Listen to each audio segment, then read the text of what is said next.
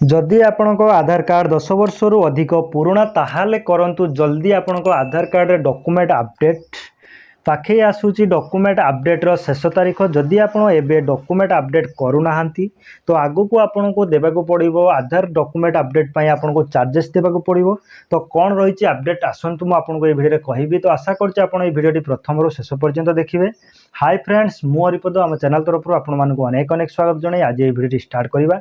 ए video T रहिछि जहा कि आधार कार्ड रे आपनकर डॉक्यूमेंट अपडेट रो शेष तारीख वृद्धि हेछि एवं जहार डेट टी आपनकर रहिछि लास्ट डेट फ्री रे आपण फ्री ऑफ कॉस्ट आपण आधार कार्ड रे डॉक्यूमेंट अपडेट करि परिबे। जहार लास्ट डेट रहिछि आपण देखि परिबे। एठारे आपनकर डॉक्यूमेंट अपडेट रे आगे रहिछि 14/6/2024 जाय आपनकर डेट टी वृद्धि हेछि एवं एही डेट भितरे आपण फ्री ऑफ कॉस्ट रे आपण मागणा रे आपनकर आधार कार्ड रे डॉक्यूमेंट अपडेट करि परिबे। तो केमिति करिवे तार फुल प्रोसेस एवं यार डेट कोन रहिछि डिटेल म आपण कहबे एवं नेक्स्ट वीडियो रे आपण केमिति आपनकर पीओआई एवं पीएएस जो रही आपन केमिति आपनकर प्रूफ ऑफ आइडेंटिटी एवं प्रूफ ऑफ एड्रेस आपन केमिति अपडेट करेंगे तार फुल प्रोसेस नेक्स्ट वीडियो में आपन कहबी। तो आशा करछि आपन ए वीडियो प्रथम शेष पर्यंत देखिबे।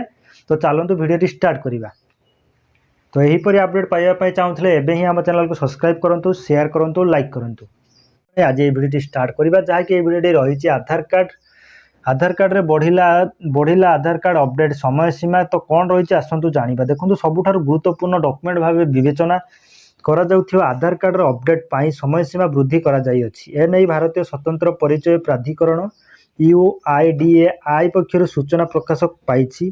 जे नागरिक मानकर आधार को 10 वर्ष किंबा ताठार अधिक पुराना समय होई जाइछि सेमाने आधार कार्ड रो अपडेट करी नाहंती। तो एबे निःशुल्क आधार कार्ड अपडेट जाके फ्री रे आपण आधार कार्ड अपडेट करि परिबे। UIDAI सुविधा प्रदान करिछि आपण फ्री रे अपडेट करि परिबे।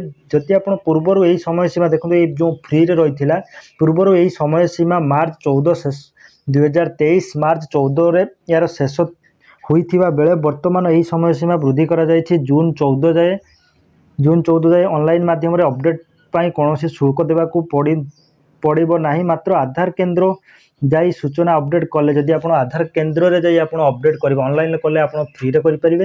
बाकी जदि आपण आधार केंद्र जो आधार सेंटर रे जाई आपण को अपडेट करिवे ताहा सेठारे आपण को दबा पई पड़िबो। आपण को जहा भी आपण शुल्क अछि आपण को दबा पई पड़िबो। बाकी देखंतु नागरिक मानन को आधार अपडेट करिबा को उत्साहित करिबा पई UIDAI 2023 डिसेंबर 2023 जाए समय सीमा धार्य करा जाय थिला। एहा सत्वे अनेक लोक रहि जायछन जो माने कि अपडेट करि नथिबारु एही समय सीमा मार्च 14 को वृद्धि करा जाय थिला। वर्तमान एहा को 2024 जून 24 जून जाए रखा जाइछि। 2024 रो जून जाए आपन को वृद्धि करा जाइछि।